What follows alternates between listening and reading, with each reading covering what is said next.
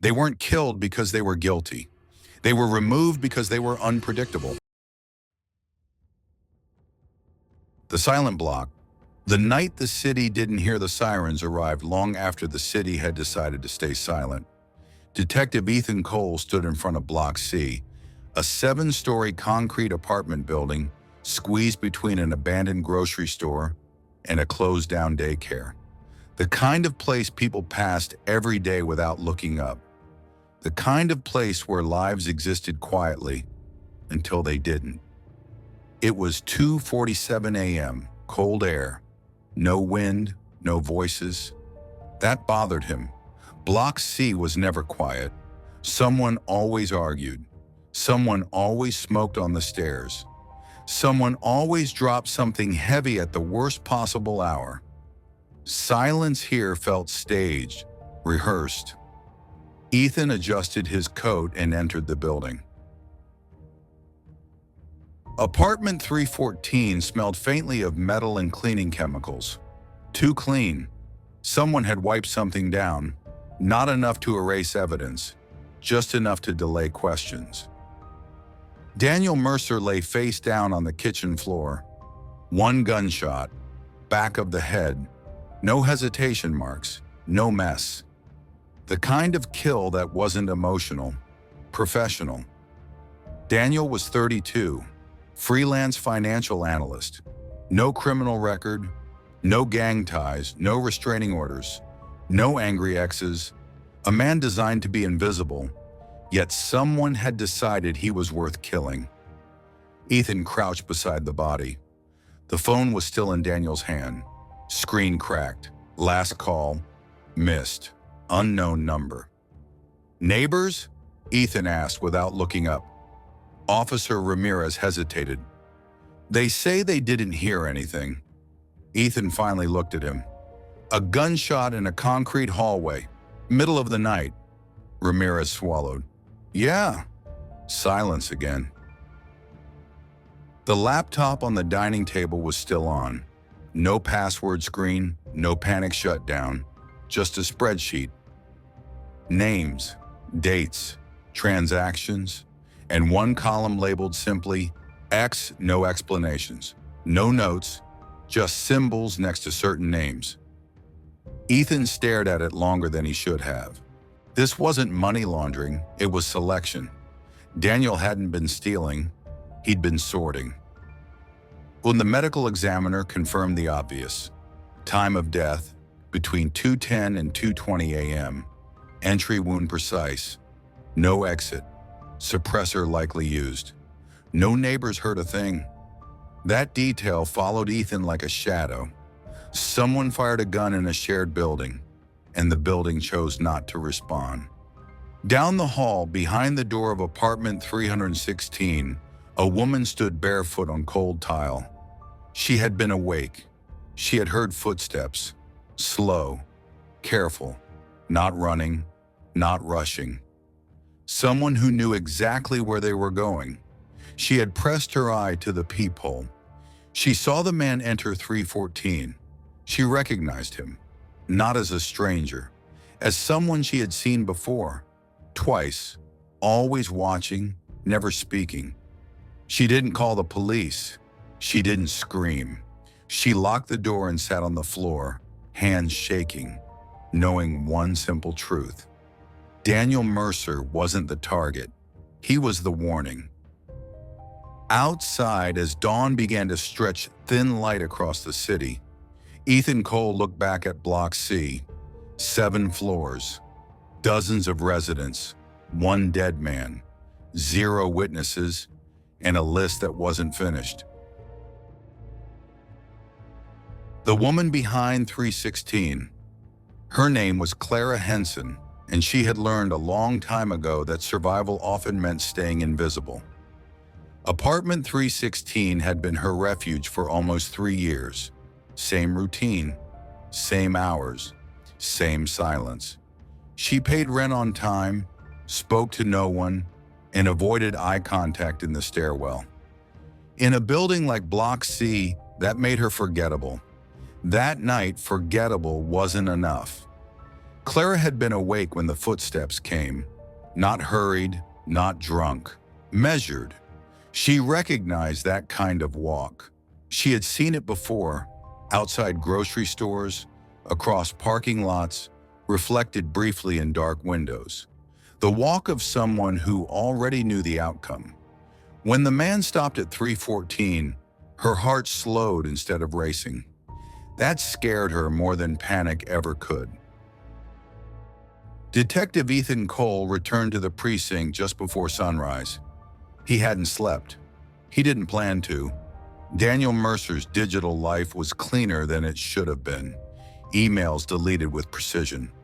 Browser history wiped selectively. Only one thing remained untouched: a secure cloud folder hidden behind a false directory. Inside were documents Daniel had never meant to keep forever. Profiles. Dozens of them.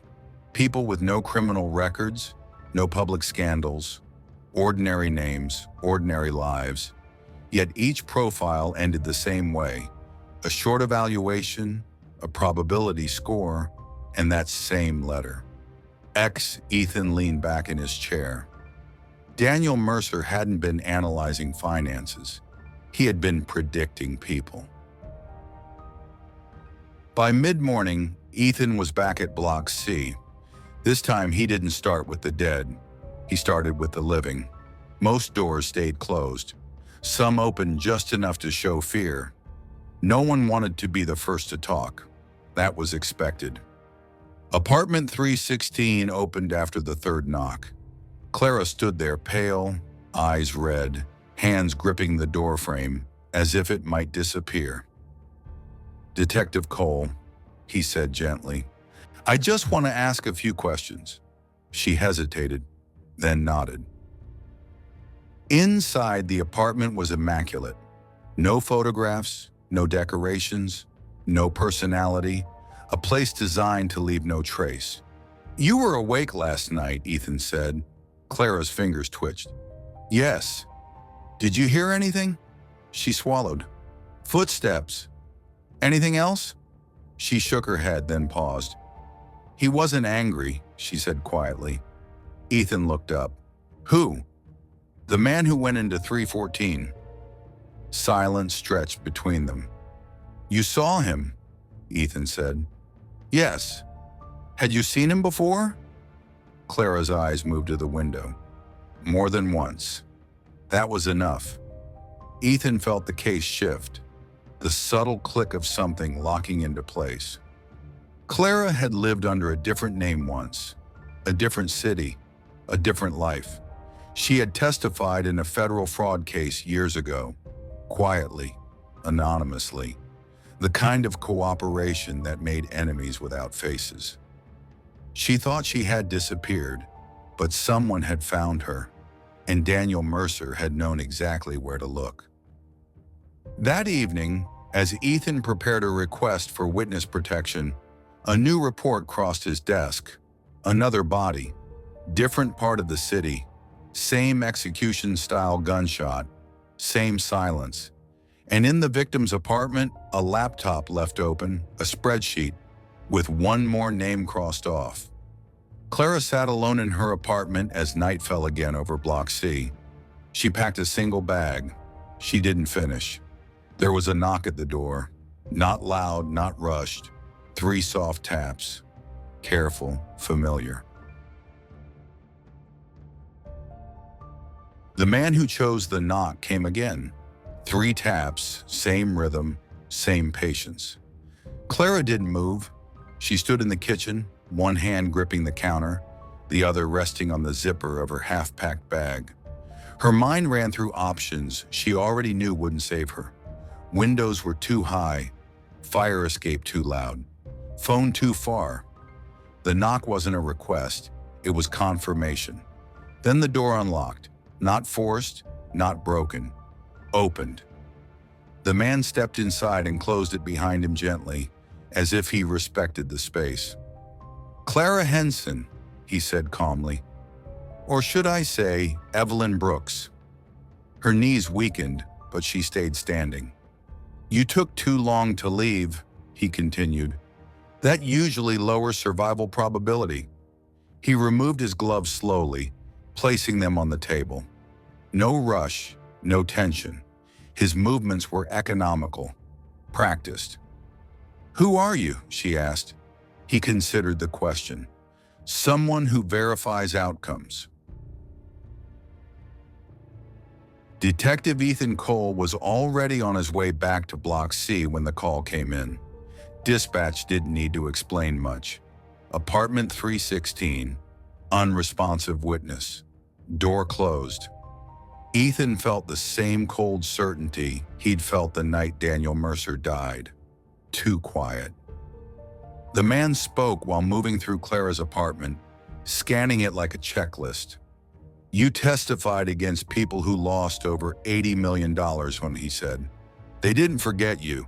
They just outsourced the waiting." Clara backed toward the wall. "Daniel, he worked for you?" The man smiled faintly. "Daniel worked for a model." He tapped his temple. "Patterns, behavior, risk. People like you believe disappearance equals safety. It doesn't." He reached into his coat, not for the gun, for a tablet. He showed her a profile, her profile, age, history, psychological markers, stress responses, a probability curve declining slowly over time. "At some point," he said, "you cross from liability to certainty. And then," Clara whispered, "then you're selected." Ethan arrived too late. Again. Clara lay on the floor, eyes open. No sign of struggle. One precise shot. Same as Daniel, same as the others. But something was different. The laptop was gone. The list was evolving. Back at the precinct, Ethan connected the dots he hadn't wanted to see. The victims weren't random. They were variables. People who once influenced systems, financial, legal, political, and were now considered unstable elements. Daniel Mercer hadn't been a planner. He'd been a filter, and someone out there was refining the process. Across the city, the man entered a quiet office building after midnight. He plugged in the tablet. The system updated. One profile turned red, another shifted to yellow. He didn't feel satisfaction, only confirmation. The model was working. On the screen, a new name appeared. Ethan Cole. Probability inconclusive. The man paused for the first time that night. Then he closed the tablet. "Interesting," he said softly. The watchers are watching. Ethan Cole knew the moment he was no longer just an investigator. It started with small things. A missed call from a number that didn't exist when he tried to trace it. A file request denied without explanation. A meeting canceled without notice. Patterns. The same thing Daniel Mercer had been tracking. Only now, Ethan was inside the dataset. At his apartment, Ethan poured himself a drink he didn't want and didn't finish. He stood by the window, watching the street below. Cars passed, people moved. Everything looked normal, and that terrified him. Normal was camouflage. He opened his laptop and reviewed the files he had copied before access was quietly revoked. Daniel's work wasn't predictive policing. It was worse. It was post-event justification. The system didn't prevent crime. It explained deaths after they happened, meaning someone already decided who would die. Daniel had simply optimized the waiting. Ethan requested an unofficial meeting with an old contact, Marcus Hale, formerly Internal Affairs, now Private Compliance for a multinational consulting firm. The kind of man who knew where bodies were buried and which ones were invisible. They met in a parking garage. No cameras, no witnesses. "You're asking questions you shouldn't," Marcus said without greeting. "People noticed." "Who?"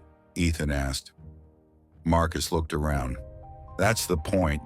You never see them directly." He slid a burner phone across the hood of the car. "If that rings," Marcus continued, "don't answer it. And if someone offers you protection, refuse." "Why?" "Because then you'll know they already ran the numbers." That night the phone rang. Once. Ethan didn't answer. The voicemail was left anyway. A calm voice. Familiar cadence.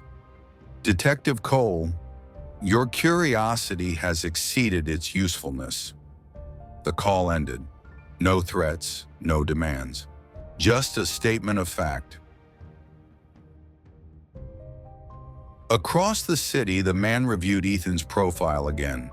Law enforcement background, high ethical rigidity, low tolerance for ambiguity, dangerous traits.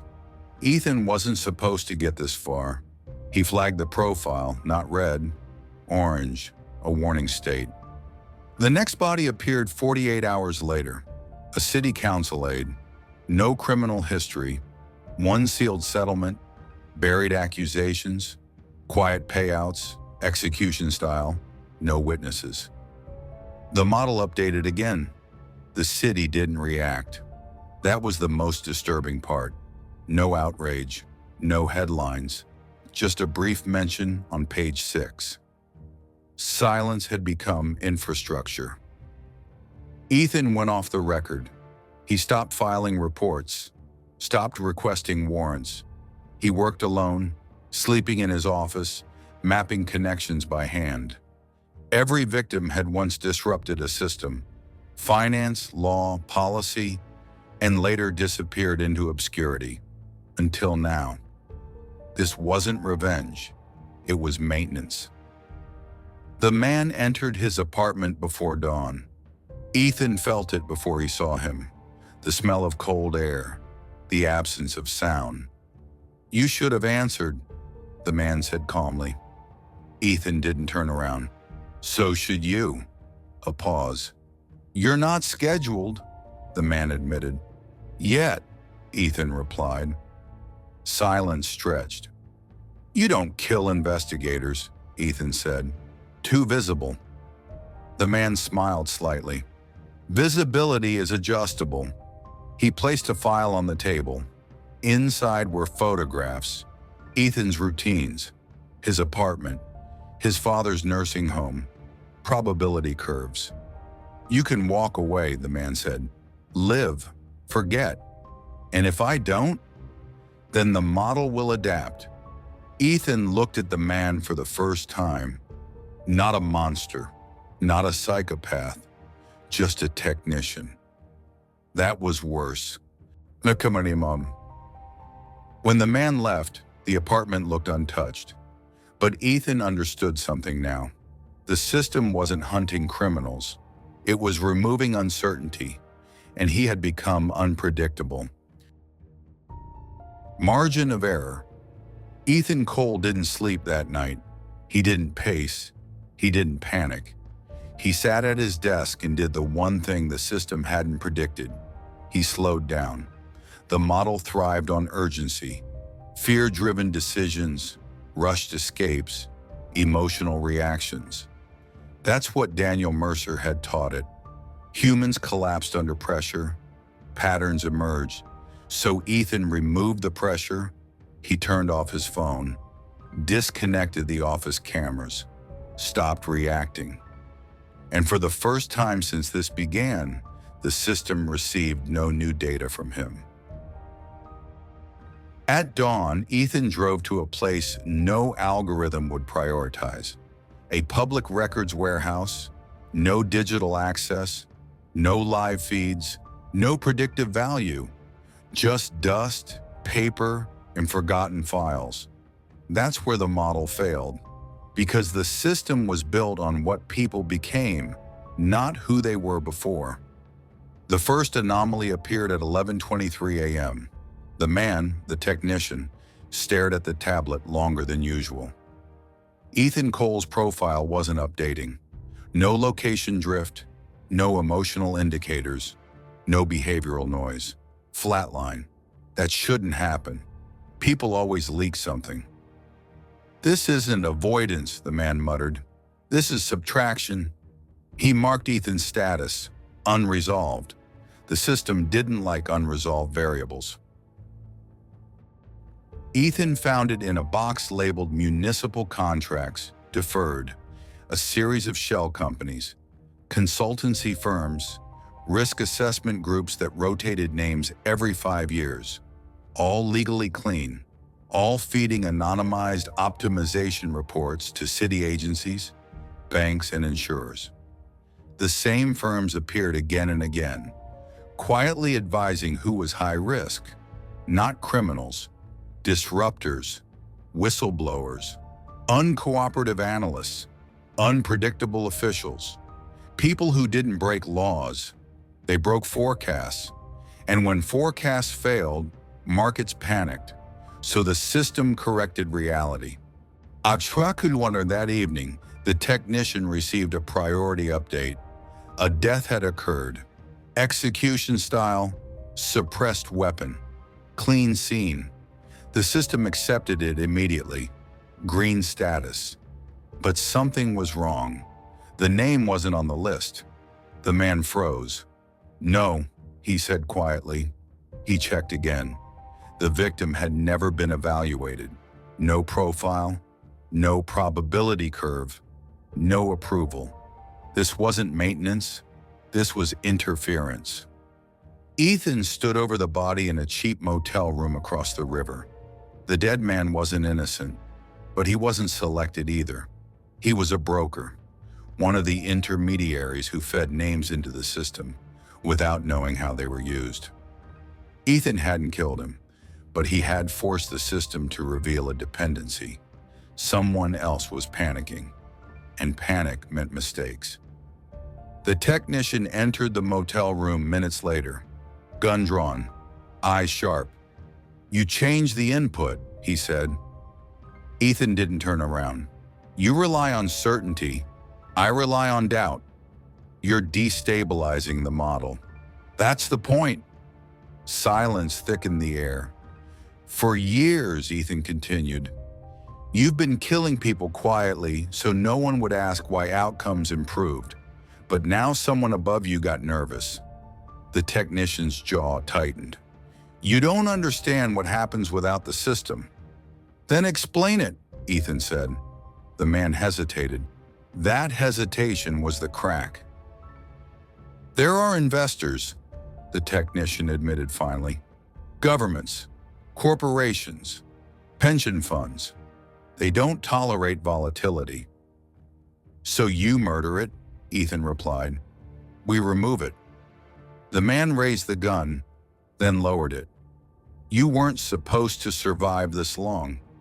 And you weren't supposed to think," Ethan said.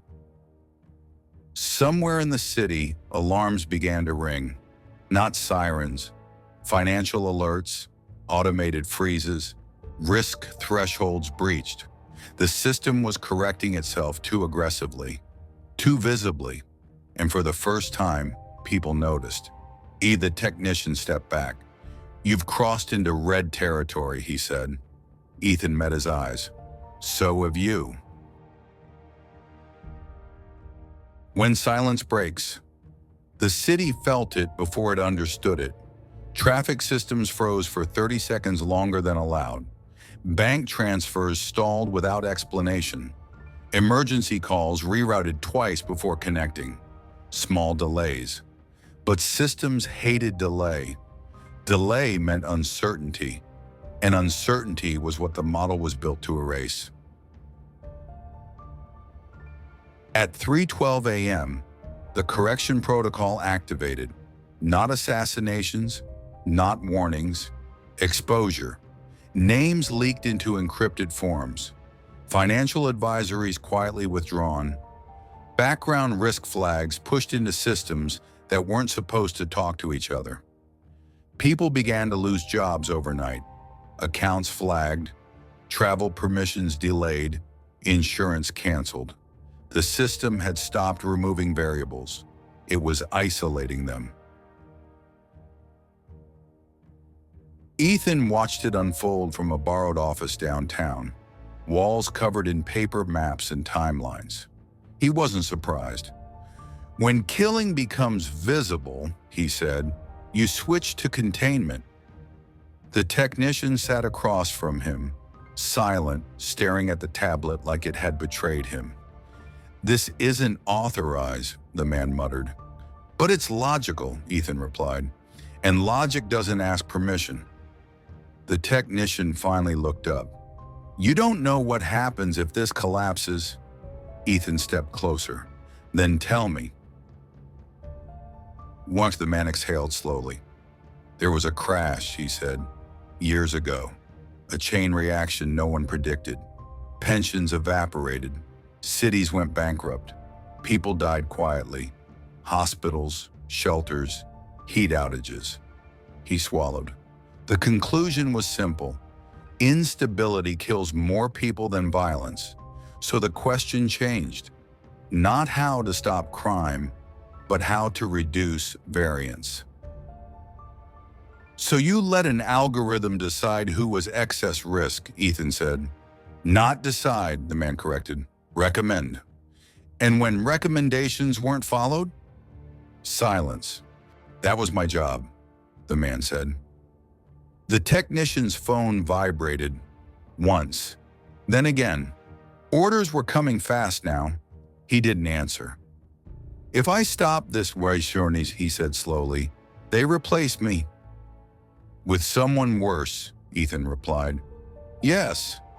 Then don't stop it, Ethan said. Redirect it. For once, the model didn't understand sacrifice. It optimized outcomes, not morality. So Ethan fed it something it had never processed before. Mutual exposure, names of investors, names of regulators, names of firms that signed off on risk mitigation. Not accusations, just connections. The system ingested the data and stalled. For the first time since its creation, the model encountered recursive risk. If it flagged them, it destabilized itself. If it didn't, the data spread anyway. The optimization loop broke. Across the city, headlines began to change. Not about deaths, about correlations, about unexpected overlaps between public institutions and private risk consultants. Journalists smelled blood. Markets hated uncertainty. The very thing the system existed to prevent had returned. The technician stood up. You've turned it into a mirror, he said. No, Ethan replied. I turned it into a crowd. Sirens wailed in the distance now. Not too late, just loud. The technician looked at the tablet one last time. His own name had appeared. Status, red, high volatility. He laughed softly. It finally saw me, he said. Ethan didn't stop him from leaving. Some systems collapsed quietly. Others fought back. At dawn, the city woke to confusion instead of silence. Investigations announced. Committees formed. Blame deferred, no arrests yet. But the pattern was broken. Ethan stood by the window, watching people move again. Imperfect, chaotic, alive. The system hadn't been destroyed. It had been wounded. And wounded systems were dangerous. The system never dies. The first arrest came 3 weeks later. It wasn't who people expected. Not an investor, not a regulator, not the technician. It was a junior compliance officer, a signature, a scapegoat. The city exhaled. The headlines softened. Markets stabilized. That was how Ethan knew the system was still alive. Ethan Cole resigned quietly. No press conference, no statement, just a letter placed on a desk that would be cleared before lunch. He wasn't fired. He wasn't thanked. He was removed from relevance. That was cleaner. Once the technician disappeared, no body, no trail, no closure. Officially, he had never existed. Ethan suspected the truth was worse. The man had been absorbed, reassigned, renamed, repurposed. Systems didn't discard useful parts. They recycled them. Months passed. The city returned to noise. Arguments through thin walls, late-night sirens, footsteps echoing in stairwells. Block C filled with new tenants who never asked what happened in apartments 314 and 316. People rarely did. Silence was uncomfortable only when it was sudden. Ethan took a job teaching criminal analysis at a small college. No clearance, no access, just theories and case studies stripped of names. He spoke about patterns, about incentives, about how violence wasn't always loud. Most students listened, some didn't. One did. After class one evening, a young woman waited by his desk. She didn't introduce herself. She slid a tablet across the table. On the screen was a familiar interface. Cleaner now, modernized, redesigned. No letter X, no red flags, just probability curves, risk gradients, outcome smoothing. "It's not called that anymore," she said calmly. Ethan didn't touch the tablet. "Who sent you?" he asked. "No one," she replied. "That's the improvement. Kipur. Once she explained it without pride. The model had learned. Direct removal created noise. Noise attracted attention. Attention destabilized systems. So the solution evolved. Now it didn't kill.